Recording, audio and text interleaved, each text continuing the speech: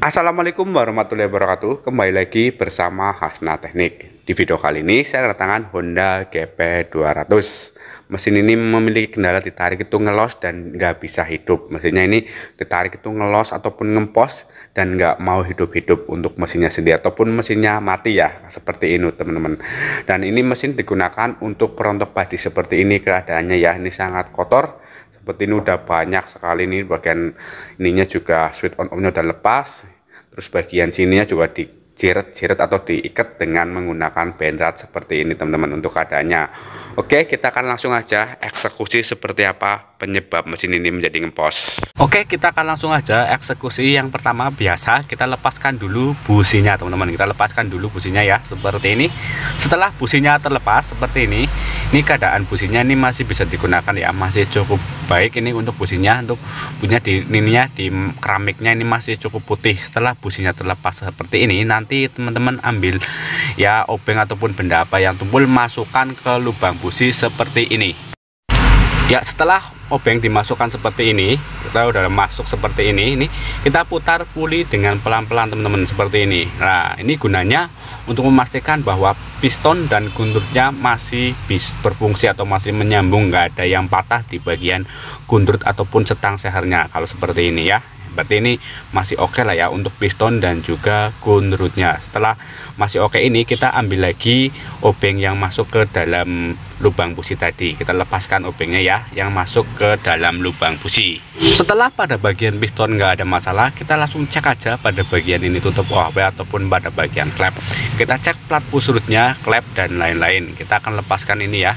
Ini menggunakan kunci 10 ya. Teman-teman jangan kunci T ataupun yang lainnya. Kita lepaskan dulu tutup klepnya ini ya. Nah, seperti ini teman. Seperti inilah kondisinya teman-teman setelah dibuka ya. Untuk pada bagian klepnya ini keraknya banyak sekali. Kerak-kerak seperti ini biasanya disebabkan karena olinya itu tidak diganti. Jadi olinya cuma ditambah-tambah terus. Jadi hasilnya seperti ini. Ini harusnya olinya itu dibuang. Jadi oli yang kotor yang ada di endapan di dalam blok mesin itu terbuang. Kalau seperti ini kan olinya enggak terbuang, cuma ditambah-tambah. Jadi oli kotor tuh naik seperti ke sini, menyebabkan kerak-kerak yang membandel di klep ini. Karena olinya cuma ditambah, kalau kurang ditambah, jadi hasilnya seperti ini teman-teman. Dan kita akan lihat bagian sampingnya ini seperti ini. Bagian perpaknya ini juga agak kosong ya. Ini nanti kita akan cek aja, kita bongkar aja untuk bagian silinder headnya ini, cek seperti apa kondisinya. Oke, kita akan langsung aja lepas pada bagian silinder headnya. Kita lepas dulu pada filter udaranya seperti ini.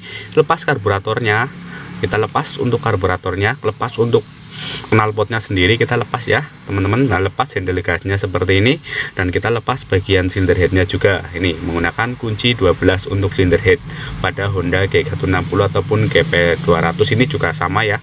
Nah, setelah terlepas seperti ini hasilnya teman-teman ya. Ini banyak sekali kotorannya ini ya. Ini udah harus dibersihkan dulu ininya, sisa-sisa dari perontokan badinya seperti ini teman-teman. Dan ini pistonnya ya masih bisa berputar teman-teman ya. Ini tinggal dibersihkan aja untuk pada bagian pistonnya seperti ini ya. Ini untuk pada bagian silinder headnya, ini perpaknya ini sampai hitam seperti ini, tapi ini masih bisa digunakan. Dan untuk pada silinder headnya teman-teman bisa lihat sendiri seperti ini keadaannya. Untuk silinder headnya ini ternyata ini yang macet ya. Untuk bagian klepnya, pirnya, bahkan yang ek ini nggak bisa keluar karena saking banyaknya kotoran ya ataupun kerak-kerak ya. Dan ini untuk klepnya sudah saya coba dorong keluar, tapi ini nggak bisa. Jadi ini yang menyebabkan mesinnya itu ngempos ditarik karena klepnya macet.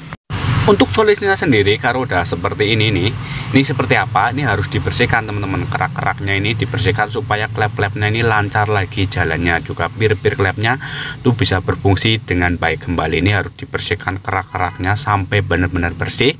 Setelah dibersihkan, dipastikan klepnya udah berjalan normal, itu baru kita pasangkan kembali ke tempatnya untuk silinder headnya ini. Dan ini juga untuk pada bagian plat pusrut, pir klep ya. Untuk setelan klepnya juga udah saya lepas, ini juga harus dibersihkan juga supaya lancar juga ya pergerakan daripada klepnya itu sendiri.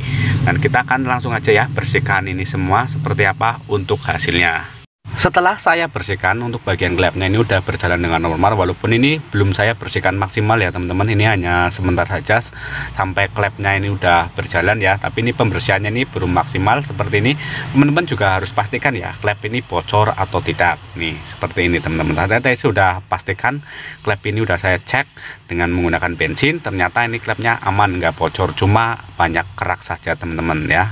Setelah itu baru kita nanti bersihkan sampai maksimal, baru nanti kita pasangkan lagi ke silinder bloknya. Untuk seal klepnya ini udah saya ganti juga ini, karena seal klepnya tadi udah rusak, jadi saya udah ganti ini seal klepnya. Dan yang ada seal klepnya ini adalah klep bagian in, kalau yang bagian X ini nggak ada seal klepnya, jadi cuman satu ya untuk seal klep bagian in. Kalau untuk X ini nggak ada seal klepnya teman-teman, jadi untuk kalau teman-teman mau beli seal klep itu cuma satu dan dipasangkan di bagian in, kalau yang X nggak ada ya. Setelah semuanya dibersihkan seperti ini udah dibersihkan semua, dan ini untuk packingnya udah saya bersihkan juga, dan untuk pada bagian silinder headnya ini udah saya bersihkan sampai bersih seperti ini teman-teman. Nih hasilnya.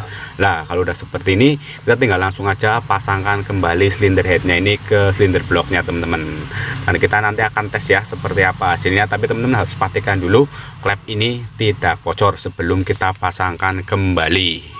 Ya setelah seperti ini kita langsung pasangkan aja silinder headnya teman-teman. Ini kita kencangkan dulu untuk baut-baut silinder headnya.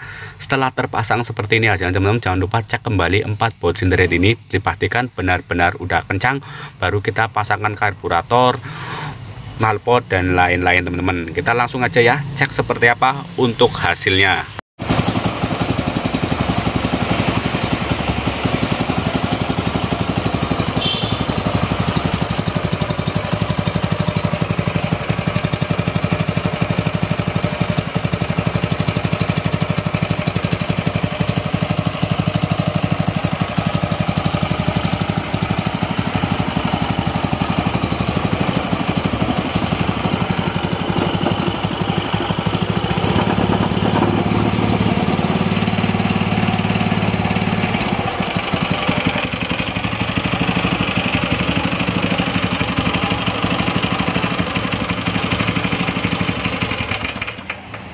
Seperti itulah tadi hasilnya teman-teman, mesinnya udah kembali normal, hidupnya juga udah enak ya teman-teman. Seperti itu cara mengatasi Honda GP 200 yang mengalami ngempos ya. Biasanya hal-hal seperti ini sering terjadi, itu yang penyebabnya pertama karena olinya itu nggak diganti, ditambah terus, jangan juga karena ini mesin digunakan untuk perontok padi, biasanya cukup panas, jadi keraknya itu cukup banyak teman-teman. Terima kasih, semoga bermanfaat. Apabila ada pertanyaan silahkan tanyakan di kolom komentar. Wassalamualaikum warahmatullahi wabarakatuh.